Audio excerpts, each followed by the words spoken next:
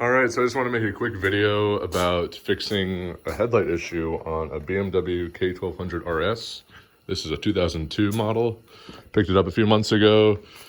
I've had this issue a couple times. Sometimes you turn the bike on and the high beam indicator will come on here, and that usually means your headlight's not working properly. It could be a blown bulb or wiring issue. And these bikes, I've read on the forums, have a wiring issue that happens a lot. One of the grounds on the headlight burns out. For some reason at the connection, it just doesn't do well. So I ended up pulling it apart, taking the front end apart. I just had to take this cowl off right here. It's really not too hard. It's just a couple of screws, some torque screws, a couple of these trim pieces here. All that comes off, and then you're able to kind of get behind the cluster and behind the headlight a lot better.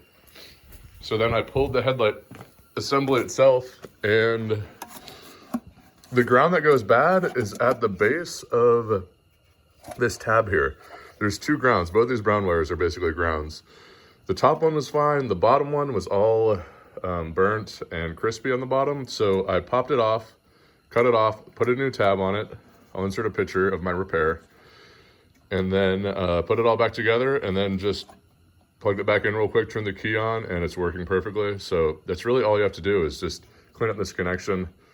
Hopefully it doesn't burn up again. If it does, maybe you could find a different spot to ground it. I was gonna tap into this one and just use one ground, but I figured I had some, I had the clip to put on the end.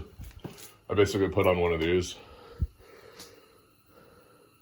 So I put one of these on the end and put some insulation around it, some heat sensitive insulation. Got it nice and clean, and then it works. So now all I have to do is put the front end back together, and it should be good to go. But that is how you fix the headlight ground issue on a BMW K1200RS.